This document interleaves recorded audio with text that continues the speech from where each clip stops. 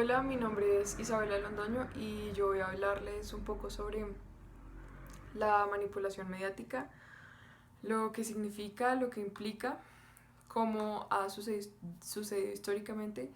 y por qué debe evitarse, porque nos hace daños a nosotros al no reconocerla y porque puede beneficiar a personas codiciosas, ambiciosas, muy poderosas, sin necesariamente querer hacerlo, sin la voluntad. Entonces, eh, para empezar, quiero hablar un poco sobre la idea del subconsciente y cómo esta idea de una zona del pensamiento que básicamente es incomprensible, es irracional, es una puerta abierta a la manipulación, porque se pueden implantar ideas y comportamientos que la persona no entiende por qué reacciona así, sin embargo tiene deseos, compulsiones, miedos, gustos que lo llevan a actuar de manera inconsciente, de manera irracional. Entonces, quiero dividir el discurso en dos. Por un lado están los ejemplos y los argumentos que llevan a a la evidencia de que la falta de conciencia sobre la manipulación mediática afecta al individuo directamente. Y dos, la segunda parte es sobre cómo la ausencia de conciencia beneficia a partes externas que pueden tener intereses egoístas y codiciosos. Entonces, lo primero de lo que quiero hablar es sobre un ejemplo en Estados Unidos, donde las mujeres en la época en que se les era prohibido, se les estaba prohibido muchas cosas, mm, como por ejemplo el voto, las mujeres empezaron a generar movimientos en contra de esto. Entonces, eh, protestas, marchas y, y este movimiento sufragista quería reforzar la idea de empoderamiento, de independencia, de autonomía de la mujer. Mm, Y mientras pasaba todo esto, George Hill, presidente de la American Tobacco Corporation, junto con Edward Bernays, un publicista sobrino de Sigmund Freud, que conocía las teorías del subconsciente, su tío le había informado sobre esto. Estos dos se ingeniaron una estrategia publicitaria para que las mujeres, que era todo un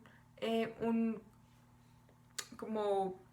un ámbito de un público consumidor que no estaba consumiendo y que afectaba directamente a la empresa tabaquera, consumiera. Entonces, estas dos personas se ingeniaron una estrategia publicitaria para que las mujeres pudieran relacionar un bien de consumo con con una idea que defendían y con una idea por la cual estaban luchando en ese momento. Entonces, lo que hicieron fue introducir en la mujer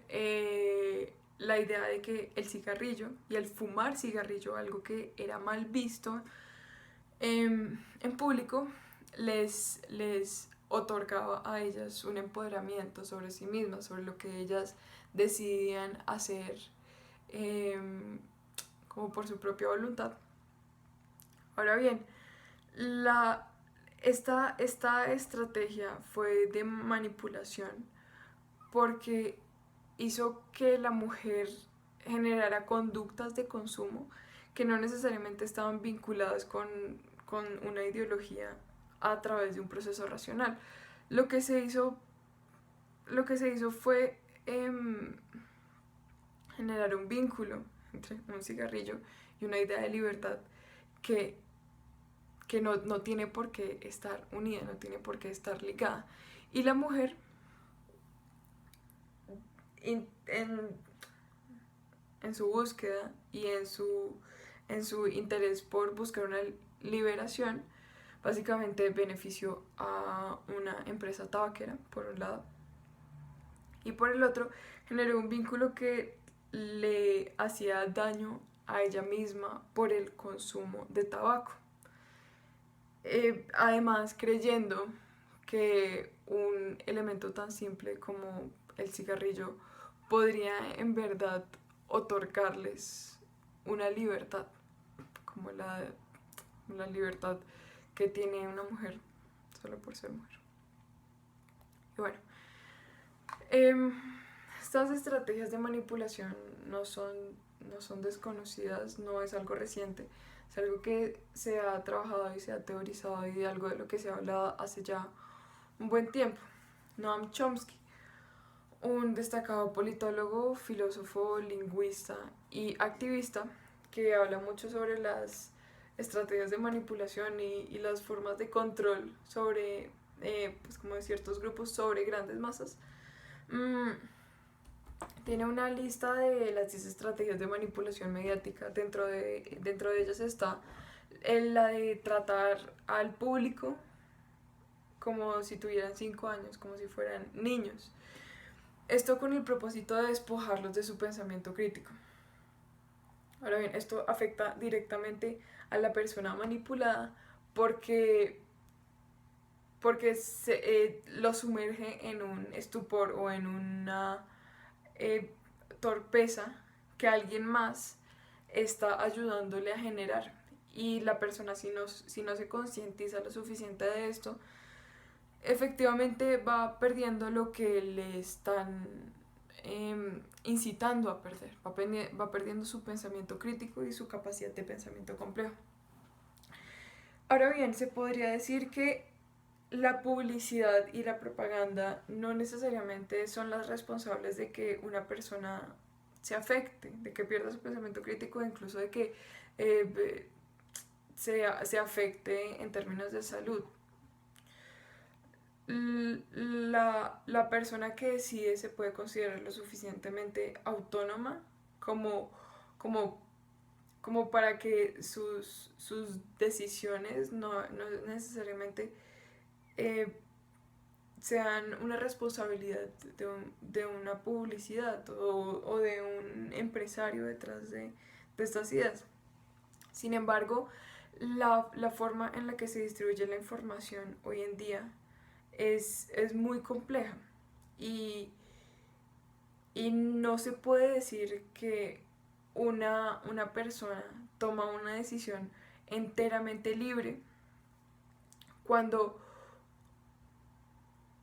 ni siquiera él sabe tanto sobre sí, sobre su forma de pensar, como lo saben las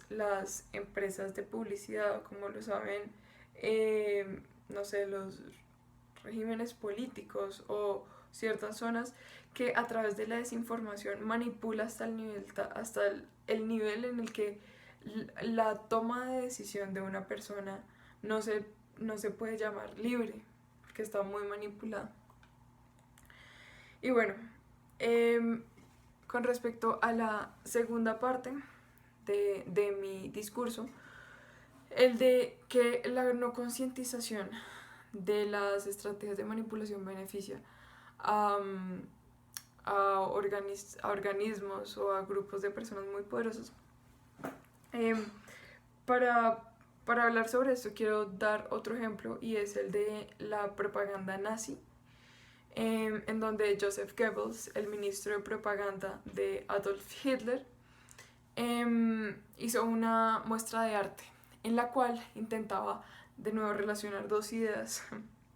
a través de un vínculo irracional donde disponía una serie de obras y arte judío y las relacionaba con ideas que generaban un rechazo emocional en las personas, como la enfermedad o como las deformaciones. Entonces, es básicamente una exposición que se llamó Entartete Kunst o arte degenerado, donde se ponían imágenes de enfermos o discapacitados o de personas que visualmente generan un impacto emocional y los ponía al lado de obras de judíos, generando así en los alemanes y en el público que iba a ver la exposición como un vínculo entre entre una enfermedad o un estado de discapacidad con la idea del arte o con la idea de una entidad, una identidad judía. Y otro caso es una cita de Paul Masur, un banquero de Lehman Brothers, que afirmó, y lo cito, dice: debemos cambiar América de una cultura de necesidades a una cultura de deseos. La gente debe ser entrenada para desear, querer nuevas cosas incluso antes de que las vidas hayan sido completamente consumidas. Debemos moldear una nueva mentalidad en América. Los deseos del hombre deben eclipsar sus necesidades. Entonces, básicamente, lo que este banquero está intentando decir es que las necesidades del consumidor, como la forma racional de consumir, no basta para las grandes empresas. Entonces se tienen que encontrar maneras de hacer que él desee más que necesite, es decir, apelar a su parte irracional para beneficio propio. Y bueno, básicamente, para concluir, quiero retomar los puntos, y es, en primera instancia, que los medios tienen un gran sistema de distribución de información, que es tal que tiene la capacidad de moldear la mentalidad de grandes grupos sociales. Y esto para beneficiar a ciertos grupos, como lo ha demostrado la American Tobacco Corporation, beneficiándose a sí mismos, y las personas manipuladas que no reconocen la manipulación se hacen daño a sí mismos, como lo vimos en el ejemplo de las mujeres, y también pueden beneficiar a partes externas muy poderosas, como lo son un régimen nazi o como lo pueden ser una empresa tabaquera. Y bueno, finalmente es básicamente como una invitación a reconocer, hacerse conscientes, a informarse sobre el subconsciente, sobre cómo se maneja el subconsciente y cómo se pueden evadir y evitar ciertas conductas que pueden ser perjudiciales para sí mismos, como beneficiosas para personas que no necesariamente se quieren beneficiar y no se tiene la voluntad suficiente para reconocerlo. Muchas gracias.